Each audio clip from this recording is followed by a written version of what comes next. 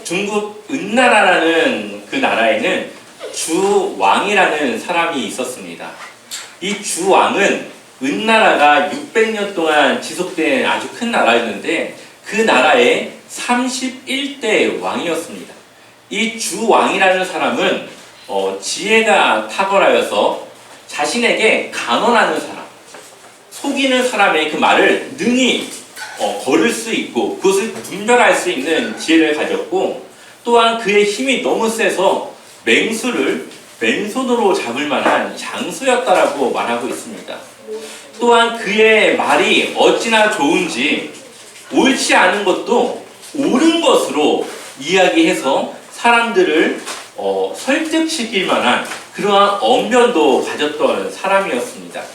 또한 신하들을 잘 부릴 수 있어서 이 나라 백성들로 하여금 아주 좋은 그런 평가를 받는, 인정받는 왕이었던 그런 사람이었습니다.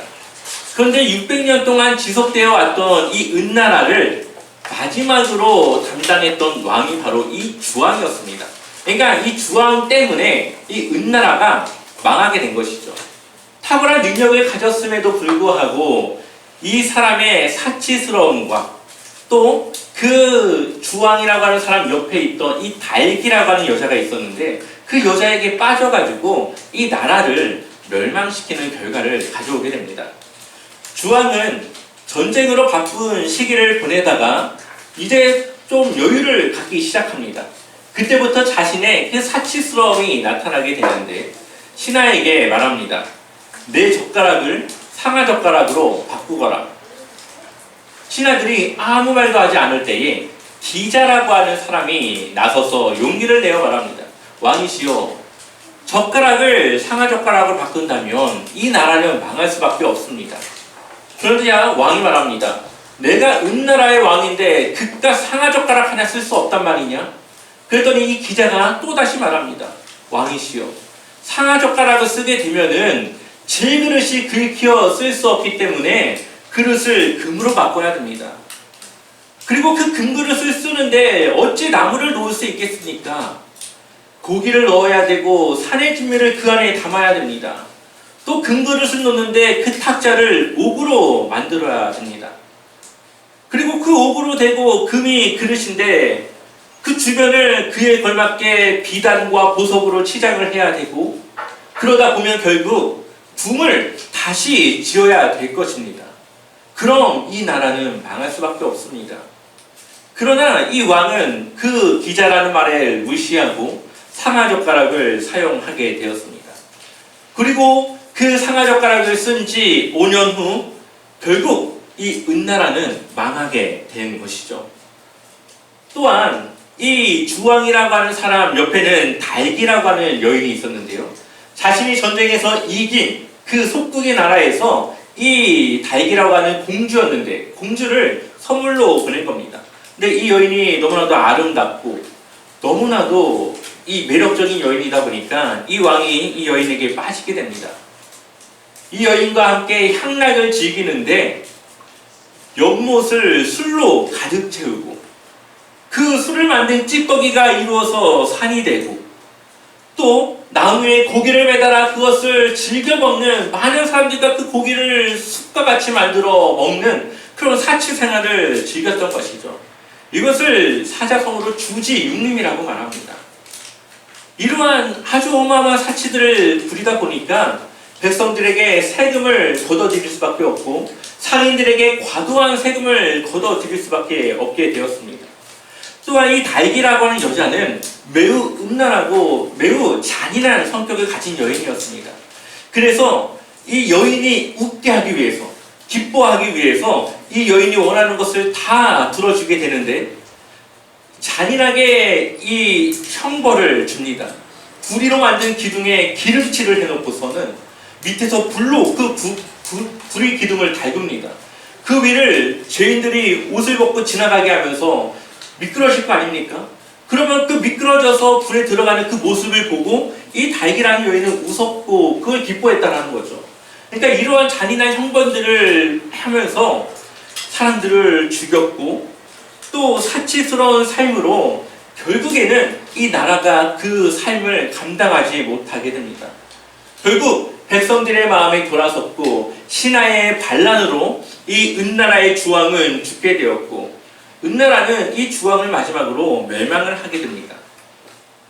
저는 이 주왕을 보면서 솔로몬이 생각이 납니다. 주왕이라고 하는 사람은 앞서 말씀드렸다시피 많은 재능과 능력을 가진 탁월한 왕이었습니다.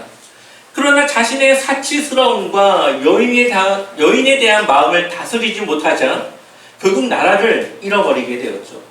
이와 마찬가지로 솔로몬도 하나님이 주신 지혜 또한 그의 탁월한 외교력과 또 여러 가지 무역적인 그 상업적인 수단들을 가지고 있었지만 하나님께 대한 믿음과 마음을 지키지 못하자 하나님은 그의 나라를 빼앗아 그의 신하에게 주었던 것을 보게 됩니다. 우리가 지켜야 될 것은 무엇일까요? 성경은 우리가 무엇보다 지켜야 될 것은 우리의 마음이라고 말씀하고 있습니다. 하나님을 향한 우리의 마음을 지킬 때에 우리는 하나님이 주신 축복된 삶과 형통한 삶을 누리며 살아갈 수 있게 되는 것입니다. 잠언 4장 23절의 말씀을 같이 읽어볼까요? 함께 읽어보겠습니다. 무릇 지킬 만한 것 중에 더욱 내 마음을 지키라. 생명의 근원이 이에서 나니니라. 아멘. 우리의 삶의 모든 것은 어디서부터 시작될까요? 마음에서부터 시작됩니다. 우리의 손과 우리의 발과 우리의 입을 우리가 다스리는 것은 매우 어렵습니다. 하지만 이 세 가지를 다스리기 위해서 먼저 우리가 우리의 마음을 다스리고 우리의 마음을 지킬 줄 알아야 한다는 거죠. 그래야 우리의 손이 하는 일을, 우리의 발이 하는 일을, 우리의 입이 하는 말들을 절제하고 우리가 우리의 삶을 주도해 나갈 수 있다는 것입니다. 아까 주왕이 상하젓가락을 쓴 것은 문제가 되지 않습니다. 그런데 그 상하젓가락을 쓰고자 하는 그 마음의 그 사치스러움이 결국은 나라를 망하게 했다는 거죠. 처음에는 상하젓가락으로 시작했지만 나중에는 궁을 바꿔버릴 만한 사치를 부리듯이 작은 선택 하나가 결국은 그 사람의 인생뿐만 아니라 그 나라를 망하게 하는 것입니다. 솔로몬도 어땠을까요? 그의 선택이 결국은 그의 인생과 그 나라를 결국은 몰락으로 갈 수밖에 없도록 만들어 버렸던 것을 보게 됩니다. 그럼 한번 우리가 솔로몬의 인생을 다시 한번 좀 돌아봤으면 좋겠습니다. 열왕기상 3장 3절의 말씀을 같이 읽어볼까요? 함께 읽어보겠습니다. 솔로몬이 여호와를 사랑하고 그의 아버지 다윗의 법도를 행하였으나 산당에서 제사하며 분향하더라. 아멘. 열왕기상이 시작되며 솔로몬에 대해서 이야기하기를 그는 여호와를 사랑했다. 그리고 그의 아버지 다윗이 갔던 그 법도를 그도 따라 행했다라고 표현하고 있습니다. 그래서 하나님이 그를 축복하셨고 그가 원하는 것은 모두 들어주고 싶으셨습니다. 그래서 열왕기상 3장 9절을 보니까 누가 주의 이 많은 백성을 배판할 수 있사오리이까 듣는 마음을 종에게 주사 주의 백성을 재판하여 선악을 분별하게 하옵소서. 아멘. 솔로몬이 1,000번제를 드리며 힘들게 하나님께 구했던 것이 무엇입니까? 백성들의 그 마음을 내가 재판할 수 있는, 선악을 구별할 수 있는 지혜를 주십시오. 하나님은 그에게 불을 달라면 불을 주고 명예를 달라면 명예를 줄 것이다 하였지만 그가 구하는 것은 자신을 위한 것이 아니라 이 나라 백성들을 다스릴 만한 그러한 왕으로서 해야 될 그 재판을 올바르게 할 수 있는 그러한 지혜를 달라고 그는 기도했습니다. 얼마나 훌륭한 왕입니까? 그리고 하나님은 그에게 이렇게 말씀하십니다. 열왕기상 3장 12절과 13절 우리 같이 읽어보겠습니다. 내가 내 말대로 하여 내게 지혜롭고 내 앞에도 너와 같은 자가 없었거니와 내 뒤에도 너와 같은 자가 일어남이 없으리라. 내가 또 내가 구하지 아니한 부귀와 영광도 내게 주노니 내 평생의 왕들 중에 너와 같은 자가 없을 것이라. 아멘. 솔로몬은 하나님께 정말 자신이 필요한 그 지혜를 구했습니다. 근데 하나님이 그에게 주신 것은 지혜뿐만 아니라 그 이전에도 없었고 그 이후에도 없을 부와 명예까지도 그에게 허락해 주신 것이죠. 또한 솔로몬이 무엇을 건축합니까? 하나님의 성전을 건축합니다. 이것은 성군이었던 다윗조차도 할 수 없었던 일이었지만 하나님은 샬롬이라고 하는 그의 이름과 같이 그 나라에 평화를 주어서 그가 성전을 건축할 수 있는 시간들을 주었습니다. 우리가 지난 시간까지 계속적으로 나누었던 이야기는 무엇입니까? 이 열왕기의 내용은 신명기적 관점을 가지고 사람들을 평가하고 있습니다. 신명기의 말씀의 핵심은 하나님의 말씀에 순종하는 자에게는 축복을 주고 하나님의 말씀을 지키지 않는 자에게는 심판과 저주를 내린다고 하는 것이 하나님과의 약속이었습니다. 이스라엘 백성들은 하나님과 그렇게 약속했습니다. 우리가 하나님의 말씀을 따를 것입니다. 그렇지 않을 경우 주님께서 주시는 그 벌을, 심판을 우리가 감당하겠습니다. 이것이 하나님과 이스라엘의 계약이었습니다. 그러니 이스라엘은 하나님과의 좋은 관계를 유지하는 것이 그 나라를 살리는 길이고 그 나라를 안전하게 지키는 길이고 그 나라가 부족함 없이 살아갈 수 있는 방법이었습니다. 하나님과의 관계가 그 무엇보다도 가장 중요한 것이었죠. 그래서 하나님은 그 다른 국가들로부터 이스라엘을 지키시고 그들이 먹을 것을 먹을 수 있도록 자연을 주관하시고 가나안 땅이라고 하는 이름, 젖과 꿀이 흐르는 땅이었던 그 땅에 걸맞는 삶을 그들이 누리며 살아갈 수 있도록 하십니다. 바로 다윗이 하나님 말씀에 충성하고 순종하고 살아갈 때에 다윗을 통하여서 이스라엘을 그 주변 국가들이 넘볼 수 없는 최고의 부국한 그런 나라로 이끄시지 않았습니까? 바로 하나님은 그 약속을 철저히 지키시는 하나님이셨습니다.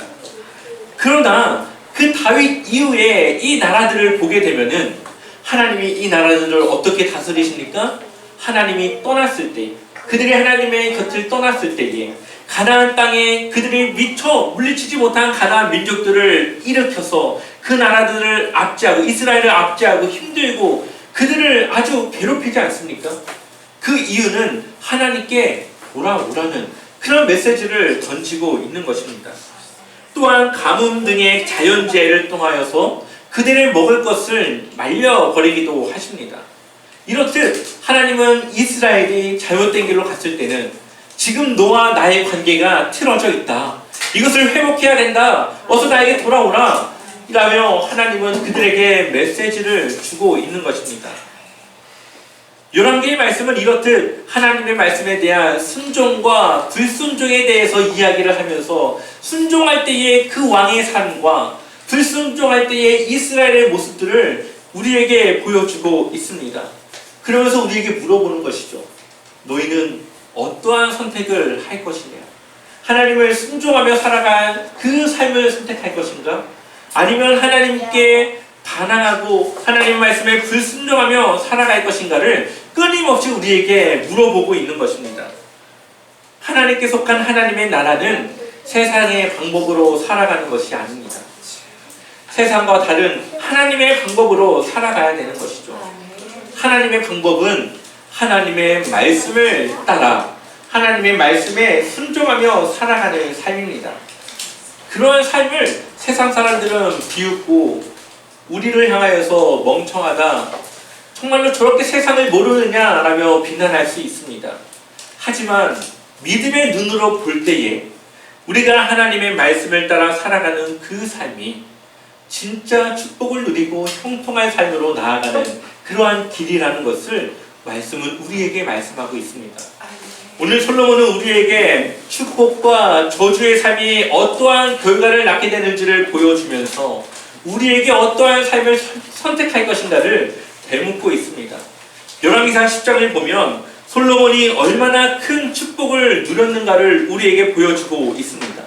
스바 여왕이 솔로몬의 지혜를 듣고자 아주 각종 보물들을 가지고 솔로몬을 찾아오게 됩니다.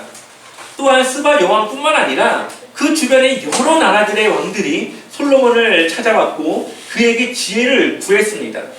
솔로몬은 자신이 가진 지혜와 또 활발한 무역들을 통하여서 아주 막대한 부를 누렸고 그 나라를 안전하게 지키며 나아가고 있습니다. 먼저 스바 여왕을 보게 되면은 스바 여왕이 먼 길을 달려오게 됩니다. 스바라고 하는 나라가 어떠한 나라였는지는 정확하게 우리가 알 수는 없습니다. 하지만 학자들이 추측하기로는 아마 에디오피아의 여왕이었던 걸로 추측을 합니다. 만약에 이 여왕이 에디오피아에서부터 이 솔로몬을 찾아왔다면 3000km의 거리를 이 여왕이 찾아온 것입니다. 지금도 우리가 3000km라고 하면 굉장히 먼 거리인데 그때 당시로 얼마나 먼 거리였겠습니까? 근데 솔로몬의 소문이 거기까지도 났다라는 것이죠. 또한 그 소문이 얼마나 대단했으면 이 스바 여왕이 자신이 해결할 수 없는 문제들을 가지고 그것을 해결하고자 솔로몬을 찾아와서 그의 지혜를 구했겠습니까?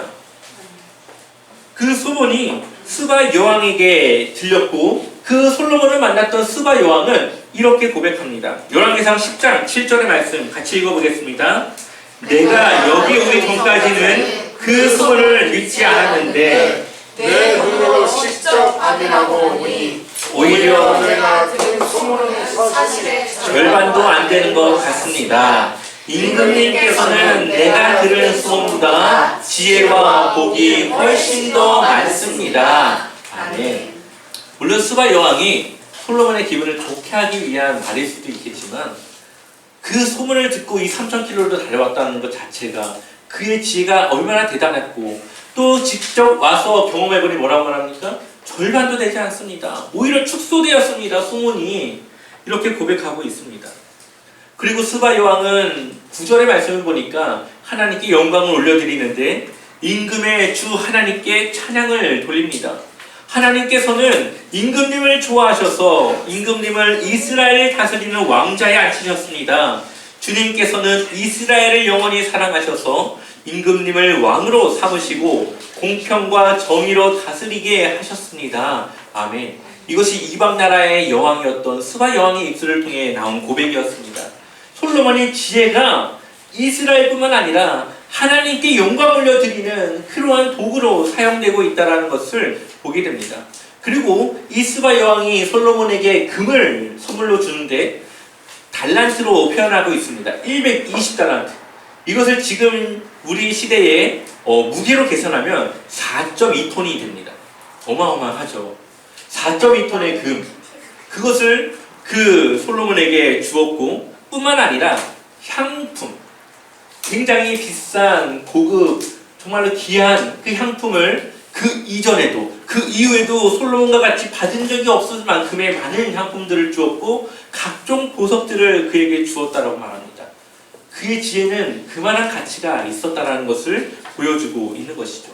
그 이후의 말씀들을 보니까 솔로몬은 굉장히 탁월하게 나라를 운영했는데 무역을 통해서 이집트에서 말을 가지고 왔고 또 그 말을 다른 나라에 팔면서 굉장한 이익을 누렸습니다. 또한 많은 외교를 통해 나라를 강하게 만들었습니다. 그런데 이 솔로몬이 점점 자신의 개인적인 이야기로 열왕기 기자는 기록을 하고 있습니다. 하나님을 찬양했던 그 이야기로 시작해서 솔로몬이 가지고 있는 모든 그릇은 금을 사용했고 방패를 금으로 만들며 보좌를 상아로 덮고 금으로 입혔다라고 고백하고 있습니다. 열왕기상 10장 21절 함께 읽어보겠습니다. 솔로몬 왕이 마시는 그릇은 다 금이요 레바논 나무궁의 그릇들도 다 정금이라 은 기물이 없으니 솔로몬의 시대에 은은 귀히 여기지 아니함은 아멘. 이때 당시 은은 굉장히 귀했습니다. 그러니 금은 얼마나 더 귀했겠습니까? 그런데 이 솔로몬이 금이 얼마나 넘쳐나냐면요. 모든 그릇은 다 금으로 만들었고 나무 궁의 그릇들도 다 그릇으로 만들었고요. 자신이 앉는 그 보좌를 금으로 입혔습니다. 그러다 보니까 은은 너무나도 흔해서 가치가 없는 그런 취급을 받았다라는 거죠. 그런데 어딘가 불편함이 들지 않습니까? 하나님은 솔로몬을 축복하였습니다. 솔로몬은 많은 부와 명예를 누렸고 또 솔로몬은 하나님의 귀한 축복을 받은 자로 표현하고 있습니다.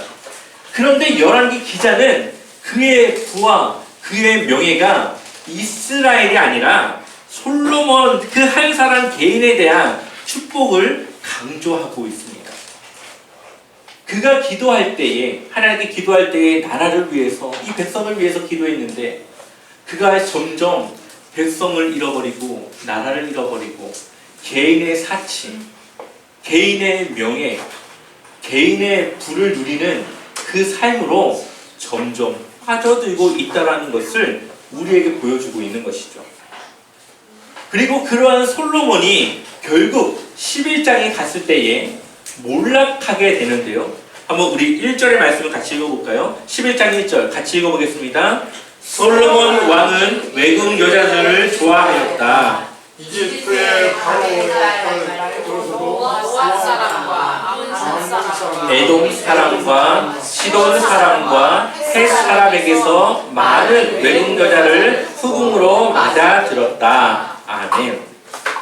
솔로몬은 이집트 왕의 딸과 결혼을 하였고 그 이후에도 많은 후궁과 첩을 두었습니다. 아마 그가 외국 여인들과 결혼한 이유는 외교적인 방법이었을 겁니다. 그 나라의 왕의 딸과 결혼을 함으로써 그 나라와의 친한 아주 가까운 협약 관계를 맺고 서로를 돕는 그런 관계들로 발전시켜 나가는 것이죠.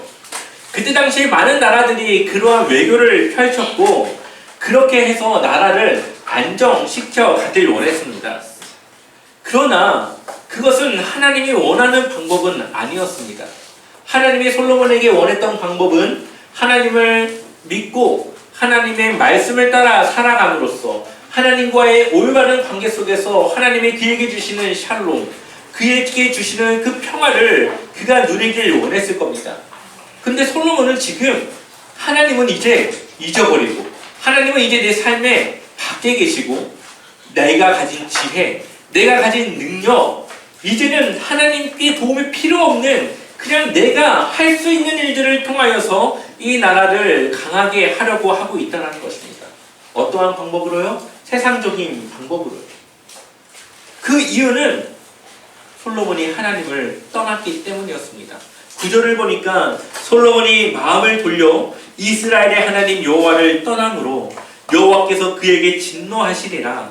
여호와께서 일찍이 2번이나 그에게 나타나시고 아멘. 하나님께서 솔로몬의 이러한 마음을 아시고 2번이나 나타나셔서 너가 내 말씀을 따라가야 된다. 그래야 내가 너 나라를 지킬 수 있다. 너가 내 말을 따라가지 않으면 내가 네 나라를 빼앗겠다라고 말씀하셨습니다. 그러나 솔로몬이 하나님에게로부터 마음이 떠나니까 그 말은 전혀 들리지가 않는 것이죠. 그 결과 하나님은 그 나라를 빼앗아서 신하에게 주게 되었습니다. 솔로몬이 외국 여자들을 좋아하고 그 여자들을 사랑하고 그런 외교를 펼쳤던 이유는 결국 하나님을 떠났기 때문에 하나님에 대한 생각보다도 자신의 방법과 지혜로 그 나라를 다스리다 보니까 그렇게 한 것이죠. 이제 그에게 있어서 하나님이 신이 아니라 이방 신들을 섬기는 그러한 왕이 되어버렸습니다. 그러면 열왕기상 11장 4절과 5절의 말씀을 읽어보겠습니다. 함께 읽겠습니다. 솔로몬의 나이가 많을 때에 그의 여인들이 그의 마음을 돌려 다른 신들을 따르게 하였으므로 왕의 마음이 그의 아버지 다윗의 마음과 같이 아니하여 그의 하나님 여호와 앞에 온전하지 못하였으니 이는 시돈 사람의 여신 아스가롯을 따르고 암몬 사람의 가증한 밀검을 따르니라. 아멘. 지금 이 솔로몬이 많은 첩과 후궁들을 두었는데 나이가 들고 나니까 그 여인들이 어떻게 합니까? 솔로몬을 설득하고 그의 마음을 돌려 이방신들을 섬기게 하였습니다. 이방신들의 특징은 아주 음란하고 잔인한 성격을 가지고 있습니다. 특히 여기서 말하는 밀곰 혹은 우리가 몰렉이라고도 말하는 이 밀곰 신은 사람을 제물로 드리는 제사를 드립니다. 그러니까 살아있는 사람을 제물로 그냥 태워 죽이는 제사를 드려야 되는 것이죠. 이러한 일들을 누가 했습니까? 솔로몬이 했습니다. 솔로몬은 실제로 살아있는 사람을 잡아 밀곰에게 제사를 드리는 그러한 우상을 섬기는 행위를 했던 왕이었습니다. 그의 마음이 얼마나 하나님으로부터 떠나 있었는지를 우리에게 보여주는 것이죠. 하나님은 그에게 나라를 다스리기 위한 지혜를 주셨는데 결국 그 지혜가 이제는 하나님을 떠나게 했고 하나님이 아니라 이방신을 섬기며 그 나라를 위한 것이 아니라 자신의 개인을 위한 그러한 지혜로서 사용되고 있다는 것을 열왕기 기자는 우리에게 보여주고 있죠. 그래서 우리의 마음이 하나님을 선택하지 않고 세상을 향해 선택했을 때에 우리가 이러한 삶으로 변화될 수밖에 없는 그런 모습들을 보여주고 있습니다. 결국 이스라엘은 솔로몬의 마음과 같이 두 개로 쪼개지게 되었습니다. 그래서 11장 11절을 보면 여호와께서 솔로몬에게 말씀하시되 내게 이러한 일이 있었고 또 내가 내 언약과 내가 내게 명령한 법들을 지키지 아니하였으니 내가 반드시 이 나라를 내게서 빼앗아 내 신하에게 주리라. 아멘. 이후에 우리가 보겠지만 그의 신하였던 여로보암은 당시 백성들의 대표였고 솔로몬을 피해 애굽으로 피신했다가 이후에 다시 이스라엘을 돌아와서 하나님은 그에게 10개의 지파를 주었고 솔로몬의 아들이었던 르호보암에게는 베냐민 지파를 더해서 2개의 지파를 다스리는 나라를 주게 됩니다. 하나님은 솔로몬이 잘못했지만 아버지 다윗을 보아서 솔로몬의 때는 나누지 않고 그의 아들의 때에 그 나라를 나눌 것을 말씀하셨습니다. 그리고 솔로몬은 40년의 통치로 생을 마감하였고 다윗성에 장사되었으며 그 이후에 르호보암이 그의 아들이 왕으로 세워지게 됩니다. 물론 이 전도서를 보게 되면 솔로몬의 마지막 때에 그는 하나님께로 다시 돌아와서 자신의 삶을 회고하며 하나님 없는 삶이 얼마나 헛된 삶인지를 우리에게 보여주며 하나님만을 섬기고 하나님만을 따를 것을 이야기하게 됩니다. 그러니 솔로몬의 삶은 결국은 다시 하나님께로 돌아왔다는 것이죠. 당시 다른 나라들과 정략적인 결혼을 하고 외교를 하는 것은 흔한 방법이었습니다. 하지만 하나님의 방법은 아니었습니다. 하나님은 일찍이 이방 사람들과 결혼하지 말라고 말씀하셨고 많은 여인들, 많은 아내들을 두지 말라고 말씀하셨고 또 많은 말을 두지 말라고 하셨습니다. 말은 군사력을 표현하는 것인데 하나님을 의지하지 않는 군사력을 의지하지 말라고 하는 것이죠. 그런데 솔로몬은 하나님의 말씀보다 자신의 능력과 지혜 그 모든 것들을 앞세운 결과 이스라엘을 둘로 나누어지게 하는 결과를 가져왔습니다. 솔로몬의 이러한 모습은 우리에게 시사하는 바가 큽니다. 솔로몬의 모습을 보면 우리의 삶과 전혀 무관하지 않은 그런 모습들을 보여주고 있습니다. 많은 그리스도인들이 하나님께 축복을 구하고 하나님께 많은 것들을 구합니다. 그래서 하나님은 그들에게 많은 것들을 누릴 수 있는 축복을 주게 되는데 그들이 하나님을 떠나는 이유가 무엇인지 아십니까? 하나님은 그들에게 축복을 주어서 하나님을 떠납니다. 하나님께 축복을 받지 못해서 떠나는 것이 아니라 하나님께 축복을 받으니 오히려 하나님을 떠난다는 것이죠. 우리나라가 한창 기독교가 부흥하던 시대에 정말 수많은 그리스도인들이 정말 어려운 삶을 살아가며 그렇게 힘들고 어려운 삶을 살아가다가 나중에는 정말 어마어마한 재벌이 되기도 하고 많은 부를 누리기도 했습니다. 근데 그들이 이제는 그러한 것들이 있으니까 하나님을 의지하지 않고 세상을 의지하며 세상으로 떠나갑니다. 그러한 사람들이 얼마나 많이 있습니까? 하나님은 하나님의 자녀들에게 축복하고 싶어하고 더 많은 것들을 누리게 하고 싶어 하십니다. 그걸 통해서 하나님이 높아지고 하나님이 드러나며 하나님의 영광이 올려드릴 수 있도록 그렇게 하고 싶어 하십니다. 그래서 다윗을 축복하셨고 솔로몬을 축복하셨고 이스라엘을 축복하십니다. 그런데 그것이 오히려 믿음의 방해가 될 때가 있다는 것이죠. 하나님보다 물질을 더 사랑하고 하나님을 의지하지 않고 살아갈 것을 하나님은 늘 염려하고 있습니다. 만약 이러한 사랑이 온다면 그러한 축복은 축복이 아닌 것이죠. 차라리 힘든 삶을 살아가더라도 하나님께 의지하고 기도하며 하나님께 믿음을 드리며 살아가는 그 삶이 더욱더 축복된 삶일 것입니다. 마치 열왕기서를 기록한 이 기자는 우리에게 솔로몬에 대한 인생을 보여주며 세상과 하나님 사이에 살아가는 우리가 과연 누구를 선택해야 될 것인가를 묻고 있는 듯한 질문을 던지는 것 같습니다. 우리가 감당할 수 없는 축복은 그것은 축복이 아닙니다. 그것은 독입니다. 내가 사용할 수 있고 내가 다스릴 수 있고 내가 그것을 충분히 감당할 수 있는 정도가 축복인 것이지 그것을 넘어가게 되면 그것은 축복이 아닙니다. 그래서 우리는 손해를 보더라도 하나님의 말씀에 순종해야 합니다. 하나님의 뜻을 따라 살아가야 합니다. 그것이 지금 당장에는 손해인 것 같지만 장기적으로 볼 때는 우리는 더욱더 플러스된 삶을 하나님께 얻게 되는 것이죠. 잠언 1장 7절을 같이 읽어볼까요? 함께 읽어보겠습니다. 여호와를 경외하는 것이 지식의 근본을 미련한 자는 지혜와 훈계를 멸시하느니라. 아멘. 모든 지식과 지혜의 시작은 하나님을 경외하는 것부터 시작입니다. 경외라고 하는 말은 하나님을 사랑하는 것입니다. 그러면서도 하나님께 대한 두려운 마음을 놓치지 않는 것입니다. 솔로몬이 여호와를 경외할 때에 그의 지혜와 지식은 빛을 발했습니다. 하나님의 축복은 멀리 있지 않습니다. 이미 여러분들은 하나님의 축복을 누리고 살아가고 있습니다. 우리가 하나님을 떠나지 않고 하나님과 동행하며 살고 있는 이 삶이 바로 축복이고요. 우리가 하나님의 말씀에 순종할 수 있는 믿음과 삶의 용기를 갖고 살아가고 있는 것이 축복입니다. 하나님께 기도하며 하나님이 주시는 능력을 구하고 하나님의 인도하심을 따라 살아가고 있는 우리의 삶 자체가 하나님이 주시는 축복이라는 것입니다. 하나님과 세상 사이에서 우리는 선택해야 됩니다. 세상을 따라 살아갈 것인가? 하나님을 따라 살아갈 것인가? 그 선택은 여러분들의 결정에 달려 있습니다.